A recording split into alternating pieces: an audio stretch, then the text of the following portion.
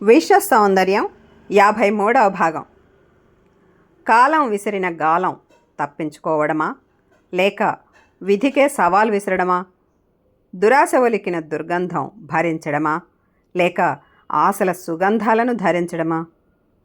వంచన సాగిన కథనం రచించడమా, లేక అభిమానపు పొంగులను సృజించడమా? అసలేం జరుగుతుంది? చుట్టూ చీకటి దట్టంగా ఆవరించి ఉన్నది. సుమేంద్రుడు, అయ్యవారు ప్రయాణిస్తున్న గుర్రం చీకట్లను చీల్చుకుంటూ గమ్యాన్ని చేరుకుంది. వాళ్ళు అక్కడికి చేరుకోగానే అప్పటికే వాళ్ల కోసం ఎదురు చూస్తున్న ఆటవిక వైద్యుల రూపంలో ఉన్న సుమేంద్రుడి బావమరుదులు ఎదురొచ్చారు. అప్పటికి వాళ్ళు అంతా సిద్ధం చేసి ఉంచారు. అదంతా చూస్తూ ఇద్దరు గుర్రం దిగారు. అయ్యవారు ఒక పక్కగా వెళ్ళి నిలుచున్నాడు. సుమేంద్రుడు మాత్రం సంతోషంగా నవ్వుతూ బావమరుదుల భుజం తట్టాడు. అనుకున్నట్టుగానే అక్కడ వాచస్పతి రాజకుమారుడు ఉగ్రసేనుడు మొదలుకొని తపతి అధిపతి విక్రముడు వరకు ప్రతిరూపాలు తయారు చేసి వరుసగా నిలబెట్టి ఉంచారు. మీసం మెలేస్తూ ఆ ప్రతిమల వైపు నడిచాడు సుమేంద్రుడు. అయ్యవారు కూడా నెమ్మదిగా సుమేంద్రుడిని అనుసరిస్తూ, సుమేంద్ర, మన పథకం ప్రకారం ఈ ప్రతిమలు ఇక్కడ ఏ వరుసలో ఉన్నాయో స్వయంవరంలో అతిథులు అదే వరుసలో ఆసీనులవుతారు. కుడి దిశన చివరలో ఆసీనుడయ్యే విక్రముడికి వెనుక భాగంలో 10 అడుగుల దూరంలో సుమేంద్రుడు అనబడే తమరు నిలబడి ఉంటారు. నేను వరుసగా అందరినీ పేరు పేరున కీర్తిస్తాను. ఆ తర్వాత కొన్ని క్షణాల వ్యవధి ఇచ్చి నా చేతిలో దండంతో 3 మార్లు నేలపై తాడిస్తాను. ఆ 3 దెబ్బలే తొండమయ్యకు తమరి నామధ్యేయంగా నేను సూచించే సంకేతం. ఇదే ఇప్పుడు అమలు చేద్దాం. సమయం లేదు. తెల్లారేలోపు మనం వెళ్ళిపోవాలి అన్నాడు. అదే సమయంలో సుమేంద్రుడే బావమరుదులు తొండమయ్య తొండానికి పూలమాలను అందించి సిద్ధంగా ఉంచారు. ఆలస్యం చేయకుండా సుమేంద్రుడు విక్రముడి ప్రతిమకు వెనుక 10 అడుగుల దూరంలో వెళ్ళి నిలబడ్డాడు. అయ్యవారు తొండమయ్య వద్దకు వెళ్ళాడు. తొండమయ్య, మన యువరాణి వారిని మెచ్చి రాజాధిరాజులు స్వయంవరానికి విచ్చేసి ఉన్నారు. ఎవ్వరికి వారే సాటి. వాచస్పతి రాజకుమారుడు ఉగ్రసేనుడు, కుబేర రాజకుమారుడు శివనేత్రుడు, వనంద రాజాధిరాజు రామరాయలు, సురగాత్ర రాజాధిరాజు ప్రభాసుడు, శివకంఠ రాజాధిరాజు వీర నాగేంద్రవర్మ, గజకర్ణి రాజాధిరాజు విష్ణుతేజుడు, పంచతీర్థ రాజకుమారుడు శూరకిషోరుడు, తపతి రాజకుమారుడు విక్రముడు. వీళ్లలో ఎవ్వరు సరిజోడి? నిర్ణేతవి నీవే అంటూ కొన్ని క్షణాలు ఆగి కర్రతో 3 మార్లు నేలను బలంగా తాడించాడు.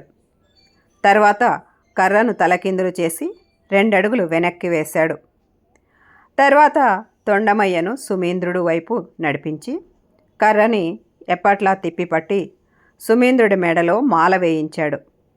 మాల వేసిన తక్షణమే 2 చప్పట్లు చరిచి 2 చేతులను ఎత్తుపల్లాలుగా కదిలించాడు. అట్లా ఆ రోజుటికి వరుసగా 10 సార్లు చేయించాడు.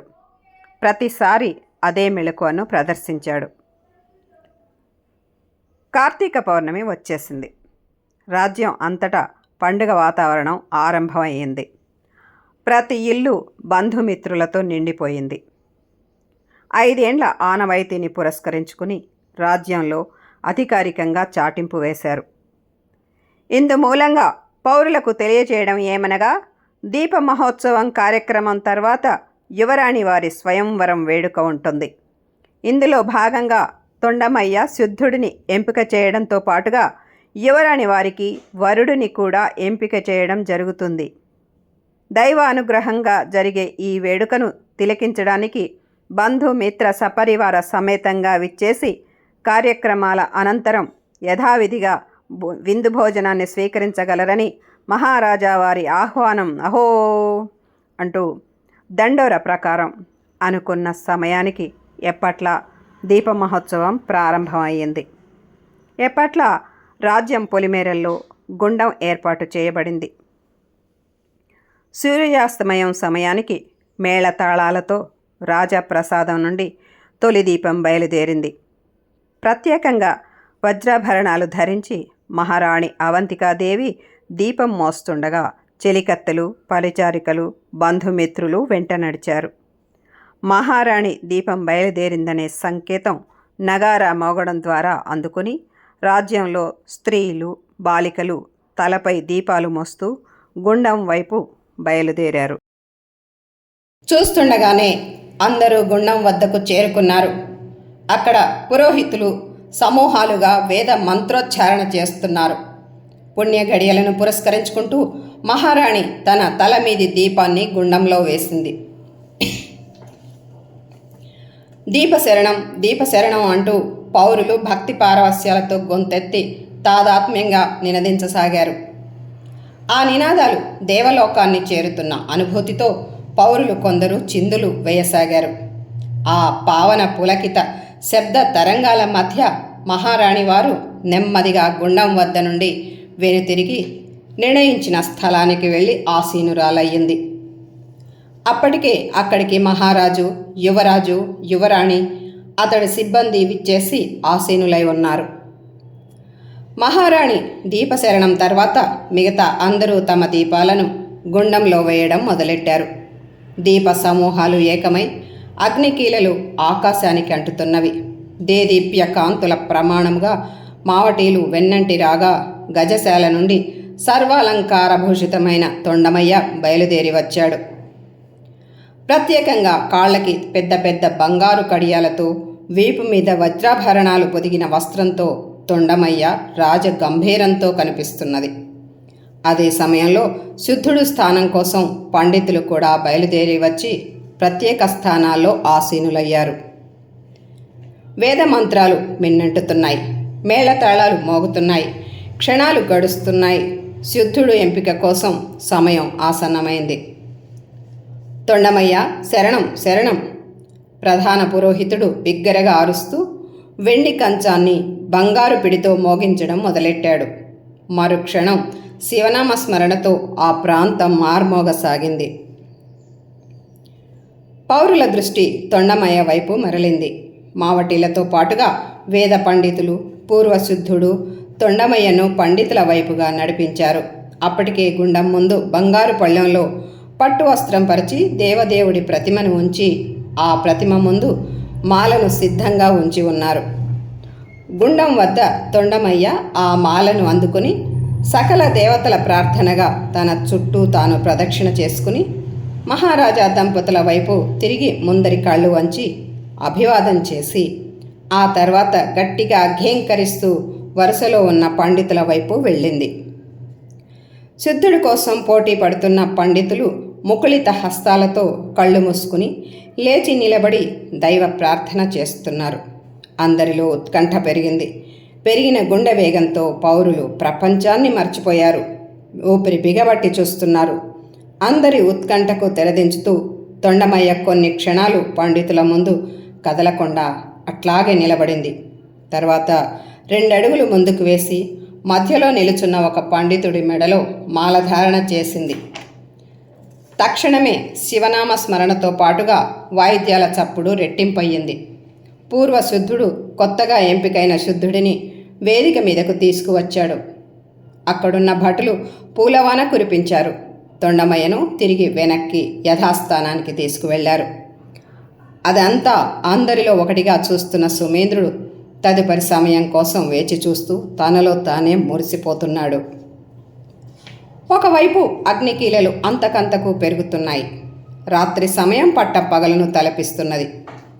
మరోవైపు స్వయంవరం కోసం సన్నాహాలు క్రమంగా మొదలయ్యాయి. విషయాన్ని పౌరులకు తెలియపరిచేందుకు మహామంత్రి వేదిక మీదకు వచ్చి శుద్ధుడి ఆశీర్వాదం తీసుకుని, ప్రియమైన పౌరులారా, అందరికీ ఈ సంతోష శుభ సమయాన్ని పురస్కరించుకుని వందనం, అభివందనం. మహాయోగి శుద్ధుడు ఎంపిక తర్వాత మహారాజా కుటుంబంతో పాటుగా మంత్రివర్గ కుటుంబాలు, ఇతర రాజ సిబ్బంది కుటుంబాలు ఒక్కొక్కరిగా శుద్ధుడి ఆశీస్సులు పొందుతారు. తర్వాత ప్రజలను ఉద్దేశించి శుద్ధుడు ఆశీర్వచనాలు వినిపిస్తాడు. కానీ ఈ సంవత్సరం శుద్ధుడు ఎంపికతో పాటుగా యువరాణి వారి స్వయంవరం కార్యక్రమం ఉన్నందున ఆశీర్వచన సభను వచ్చే వారానికి వాయిదా వేయడం జరిగిందని తెలియజేస్తున్నాము. మన రాజ్యానికి కిరీటమై భాసిల్లే శుద్ధుడిని దైవాజ్ఞగా ఎంపిక చేసే మన తొండమయ్య ఈ రాజ్యానికి అల్లుడిని కూడా ఎంపిక చేస్తుంది. శుద్ధుడు, అల్లుడు ఒకే రోజు ఒకే విధానంలో ఎంపిక కావడం నిజంగా దైవ నిర్ణయమే అంటూ మహామంత్రి మాట్లాడుతున్న సమయంలోనే యువరాణి వారిని ముత్తైదువలు వేదిక వైపుగా నడిపించుకువచ్చారు. వాళ్ళంతా పాటలు పాడుతూ పన్నీరు చల్లుతూ దారంతా పూలు పరుస్తూ వస్తున్నారు. వెంటే ఖడ్గధారి అయి యువరాజా వారు, మహారాజా దంపతులు ఉన్నారు. యువరాణి పరివారం వేదిక వరకు నడిచింది. తర్వాత తల్లిదండ్రులు, సోదరుడు ఆమెను వేదిక మీదకు తీసుకువెళ్లారు. ముత్తైదువలు వేదిక చుట్టూ హారంలా నిలబడిపోయారు. మహారాజా కుటుంబ సమేతంగా శుద్ధుడి ఆశీర్వాదం పొందాడు. అదే సమయంలో వేదిక మీద ఉన్న మహామంత్రి స్వయంవరానికి విచ్చేసిన అతిథులకు ఆహ్వానం పలుకుతూ, వీరాధి వీరులు, రాజాధిరాజులు, యువరాజులు, ఇందుమతి సామ్రాజ్య అతిథులు, అధిపతులు, స్వాగతం సుస్వాగతం అన్నాడు. ఆ వెంటనే కొమ్ము వాయిద్యాలు, గంట వాయిద్యాలు స్వాగత సూచికలుగా మోగాయి. అప్పటికప్పుడు భటులు దారెంబడి పూల గొడుగులు ఎత్తిపట్టారు. అందరి చూపులు ఆ మార్గాన్నే చూస్తున్నాయి.